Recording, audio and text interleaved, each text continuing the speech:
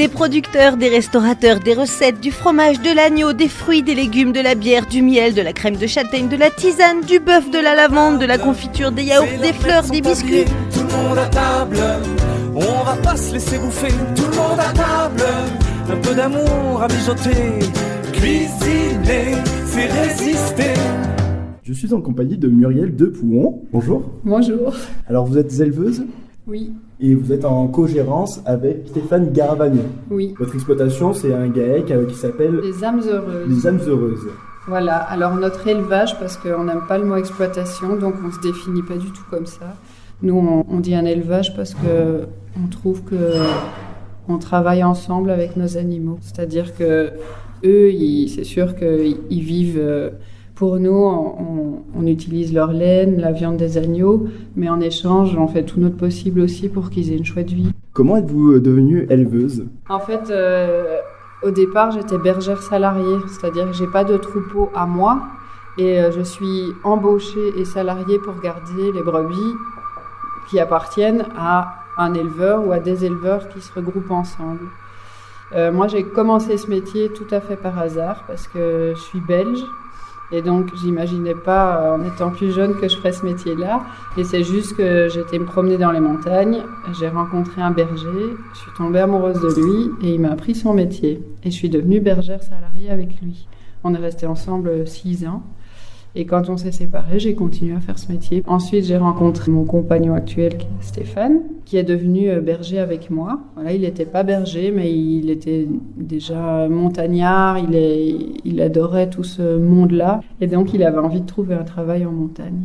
Et donc, quand on s'est rencontrés, je lui ai proposé d'être mon aide-berger en montagne. Après, on a fait ce métier ensemble pendant quelques années. Et puis, quand Didier, qui était éleveur ici à la Côte Saint-Michel, a pris sa retraite, nous, on lui a proposé de reprendre derrière lui parce qu'on habite ici et qu'on était berger. Donc, on était quand même dans ce métier-là, même si c'était pas en tant qu'éleveur, quoi. C'était en tant que berger salarié. Et c'est comme ça qu'on s'est installé. Et je veux du frais pour nos babines. Alors l'élevage, c'est votre seule activité ? Pour le moment, c'est l'activité qui nous fait vivre, quoi. Vous cultivez ou Alors, sur notre élevage, en fait, on fait notre foin, la céréale. Donc, c'est tout ce qui va servir à nourrir les brebis pendant l'hiver, puisqu'on habite en altitude. Et même si on arrive avec Antoine, avec cet échange qu'on a ensemble, à pouvoir les faire manger, on cultive les foins, les céréales qu'on donne à notre troupeau pendant l'hiver, pendant la période de bergerie. C'est une activité normale. Après, il y a différents types d'élevage, c'est-à-dire il y a des élevages qui sont plus bas en altitude, qui n'ont pas de neige de toute l'année, qui ont plus de territoire et qui arrivent à rester dehors toute l'année et qui en général rentrent juste à la période de l'agnelage, quoi. Et après, il y a d'autres fonctionnements aussi, de gens qui font plus de bergerie, moins d'extérieur. Enfin, nous, on essaye d'être à l'extérieur le plus possible. On les nourrit quand même par de l'herbe qui est d'ici et qui est produite par nous et qui est produite dans des bonnes conditions, le meilleur qu'on peut faire en tout cas. c'est quoi l'agnelage ? Alors l'agnelage, c'est la période où les agneaux naissent. C'est-à-dire, nous, on met les béliers à un moment donné, on laisse nos béliers à peu près 1 mois sur le troupeau, et 5 mois après, pendant 1 mois, nos brebis font leurs agneaux. Donc c'est un moment où les brebis font tous leurs agneaux sur une même période. Voilà, c'est ça l'agnelage. Vous élevez une race particulière ou Oui. vous avez diversifié ? Nous, on a des brebis mérinos. Elles sont issues d'ici ? Elles sont issues d'ici. Ouais, après, on a repris le troupeau de Didier. Comme il n'avait pas beaucoup de brebis, on en a repris aussi sur d'autres troupeaux pour former notre troupeau de base. Mais on a pris que des brebis de cette race-là. On a choisi cette race-là parce qu'elle est vraiment adaptée à notre milieu. C'est-à-dire, on est en montagne, l'hiver il fait froid, c'est une brebis qui est très lainée, qui a beaucoup de laine, c'est une brebis qui est petite, c'est une brebis qui est rustique aussi dans sa manière de s'alimenter. C'est une brebis qui, dans son caractère, a un instinct grégaire assez fort, elle reste assez groupée, elle a un caractère assez calme. Après, moi, il y a d'autres races de brebis que j'aime bien aussi, c'est aussi que c'est la race qui était ici et qui est adaptée. Voilà. C'est une des 3 races rustiques de Provence et c'est celle qui est le plus adaptée au milieu montagnard. Puis c'est des bonnes mamans, plein de qualités. Est-ce qu'on peut vendre de la viande toute l'année ? Non, enfin pas dans notre système à nous. Dans notre système à nous, on vend de la viande en automne, à la fin de l'automne. C'est un processus normal ? C'est notre processus normal. C'est-à-dire que nous, dans notre vision et dans notre envie, on fait naître les agneaux au printemps parce que déjà c'est naturel. Les brebis, on peut les désaisonner, on peut le faire à d'autres époques, mais pour moi, le plus naturel, c'est ça, c'est de les faire naître au printemps. Et en fait, le but, c'est que nos agneaux, ils vivent toute leur vie dehors. Voilà. Si on faisait vivre nos agneaux à l'automne, en fait, ils vivraient une grosse partie de leur vie à l'intérieur. Et même si on a une super belle bergerie et tout, je pense que pour un animal, il est fait pour être dehors, pour être au soleil, au vent, sous la pluie, dans l'herbe. Ça lui permet de vivre toute la vie dehors. Et puis à l'automne, c'est le moment où nous, on va rentrer en bergerie, où on les vend, quoi. Et donc, nous, on les vend vers entre 6 et 8 mois. Voilà, ils sont déjà assez grands. Des tardons, déjà. Ça s'appelle des tardons. Et à cet âge-là, le démarrage, c'est-à-dire quand la maman commence à repousser son agneau, il a été fait. Ce qui fait que quand on enlève les agneaux, les mamans, elles n'ont pas de processus de deuil. C'est assez naturel. Si on les enlève plus tôt, les mamans, elles sont tristes. Va dans ma gastronomie, envoie du local et du bio, des produits sains pour nos marmots. Comment ça se passe la vente des agneaux finalement? Vous les emmenez à un abattoir à Digne-les-Bains? Oui. Ouais. On les emmène à l'abattoir à Digne. C'est eux qui les tuent, c'est eux qui les découpent, qui les emballent sous vide. Il faut savoir que c'est une obligation légale et que nous, on aimerait bien faire autrement. Mais que pour le moment, on n'a pas le choix. Après, il y a quand même des gens qui font de la recherche pour essayer que cette obligation puisse avoir qu'il y ait d'autres alternatives. Qu'il puisse y avoir d'autres possibilités. Mais moi, mon rêve, en fait, ce serait que mes agneaux, ils naissent ici, ils vivent ici, ils meurent ici. Parce que les emmener à l'abattoir, ça veut dire les mettre dans une remorque, les emmener dans un lieu qu'ils n'ont jamais vu et être tués par quelqu'un qu'ils ne connaissent pas. Et en plus, c'est une contrainte pour vous, parce que finalement, même d'ici, ça fait un peu loin, Digne-les-Bains, non? Et en plus, il y a plus d'1 heure de route pour y aller. Donc c'est une contrainte, et en plus, vous avez ce côté moral du côté des animaux qui sont confinés dans des camions. C'est surtout pour ça. Ouais. Parce qu'après, de toute façon, si on devait les tuer ici, ça demanderait aussi toute une organisation.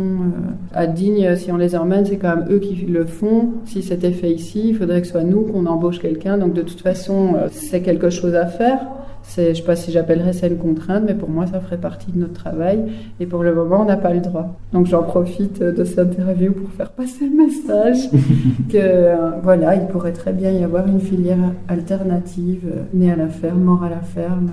Je veux dire, les gens, s'ils achètent cet agneau-là, ils savent où il est né, il n'est jamais sorti. Vous faites partie des producteurs listés dans le Pays Gourmand. Est-ce que vous vendez seulement à des professionnels ou vous vendez aussi aux particuliers? Non, en fait, on vend surtout aux particuliers et on vend à Louisette. parce qu'on est dans le même village et qu'on trouve ça chouette que des gens puissent venir manger de l'agneau ici et puis qu'ils soient d'ici, quoi. C'est vrai que c'est quand même super. Et comment ça se passe, la vente auprès des particuliers? Alors en fait, les particuliers, ils nous réservent un demi-agneau ou un agneau entier à l'avance, quoi, au moins 15 jours, un mois à l'avance.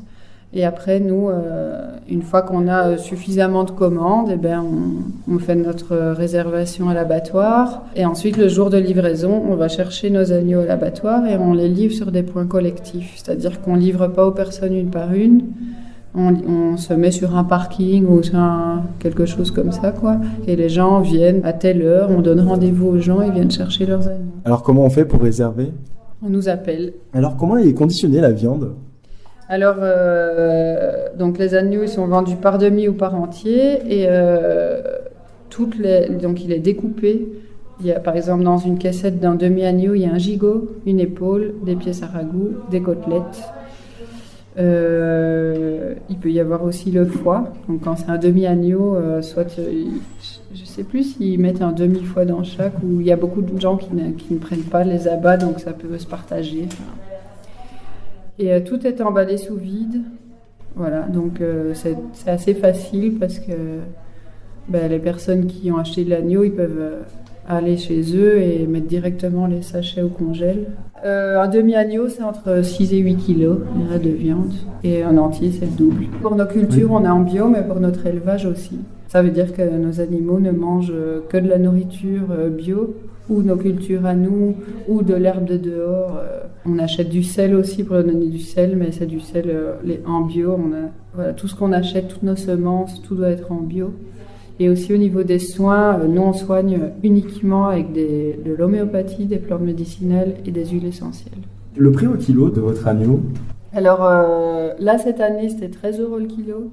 Et la saison prochaine, ce sera 13,50 € parce que les charges de l'abattoir de Digne ont monté d'à peu près 50 centimes par kilo. Donc on va les répercuter sur notre prix. Par rapport à ce prix, c'est le même prix en fait que de l'agneau qui n'est pas en bio. Pourquoi on fait ça? Parce qu'il c'est pas très cher en fait. On le fait parce que on a envie que ce soit accessible. On trouve qu'on fait de la viande de qualité et on a envie que tout le monde puisse avoir accès à de la bonne viande. Et de toute façon, en général, c'est vrai que les gens qui achètent notre viande, c'est des gens qui recherchent de l'agneau bio, de la viande d'un élevage comme ça, c'est parce qu'ils ont déjà, c'est important pour eux souvent aussi, ils ont déjà pris conscience des conditions d'élevage, de choses comme ça. Après, nous, ce qu'on voudrait faire aussi, c'est organiser une journée porte ouverte une fois par an, parce que les gens, ils peuvent venir voir, quoi. Ils peuvent venir voir, ils peuvent nous poser des questions, et, ils peuvent voir où ils vivent, comment ils vivent. Et vous comptez diversifier votre activité plus tard? Là, on commence à la diversifier avec la laine. Après, ça fait combien de temps que vous avez commencé la laine? La laine, c'est la première année, donc ça, c'est nos premières pelotes et on a à peine reçu maintenant les premières transformations.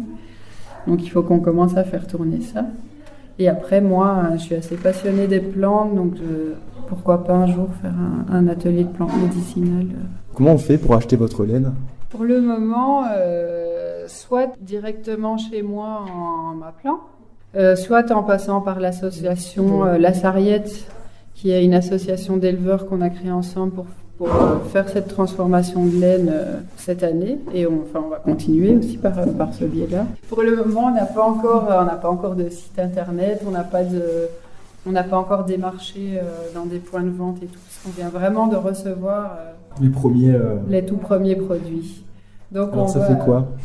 On est super contents. On est juste super contents. En plus, on a vu les prototypes de chaussettes, on les a pas encore, mais je pense que ça va être chouette. Mais vous comptez vendre la laine filée ou vous comptez vendre des produits finis? La laine, on la vend soit en nappe cardée.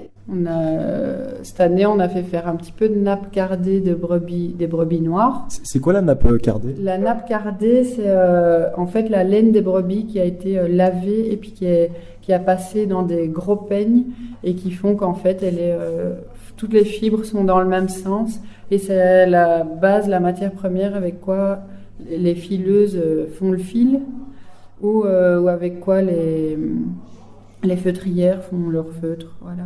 Et nous, pour le moment, on n'est que là-dedans en couleur naturelle, c'est-à-dire on a les couleurs des brebis noires, qui est brun foncé, et la couleur écrue des brebis blanches. Après, on a des pelotes de laine en fil plus fin et en fil plus épais, donc filé. On a des chaussettes aussi, c'est-à-dire qu'on a fait aussi transformer ce fil en chaussettes. Et pour les chaussettes, on a mis quelques couleurs.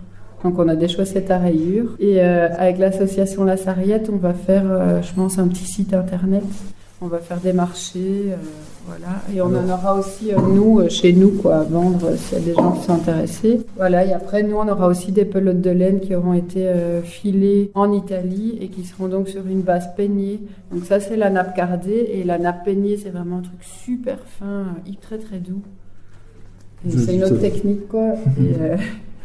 Et on aura des pelotes de laine faites avec cette nappe-là et peut-être ultérieurement aussi de la nappe peignée. Retrousse tes manches, il y a du boulot! Alors aujourd'hui, vous alliez nous proposer une recette. Oui, alors ça, c'est une recette que je fais moi. C'est vous qui l'avez inventée? Non, on me l'a dit.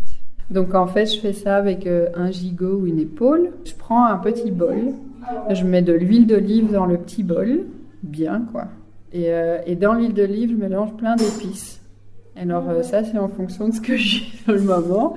Je mets du sel aussi dans vous conseillez de mettre quoi comme épices? Alors, je sais pas, moi, si j'en ai, je vais mettre du paprika, des herbes de Provence, de la coriandre, qu'est-ce que je peux avoir? Un peu tout ce que j'ai, quoi. Enfin, voilà, en fait, c'est un petit peu faire un mélange d'épices qui t'inspire sur le moment. D'accord. Des herbes de Provence. Et puis après, je mélange tout ça avec l'huile et ça fait une sorte de truc un peu épais. Et avec cette huile, je masse mon gigot. Donc je la recouvre de partout. Moi, je fais ça avec mes mains parce que... Mais bon, on peut le faire avec autre chose. Et donc après, je mets ce gigot staple dans une cocotte qui ferme. Donc il faut une assez grande cocotte, une cocotte ovale. Et je le mets au four à très petit feu pendant plusieurs heures. C'est une cuisson à feu très doux et très longue. Ce qui fait qu'à la fin, la viande, elle devient complètement... Comme de la viande confite un peu, c'est vraiment super très bon. tendre. Ouais, Super tendre. c'est super Ça bon. fond dans la bouche. Ça fond dans la bouche. C'est ça. C'est super bon. Vous conseillez de l'accompagner avec quoi? Alors, par exemple, avec des pommes de terre cuites au four avec plein d'oignons et d'ail. Et une bonne salade verte. Et une petite boisson avec ça? Un bon petit vin rouge.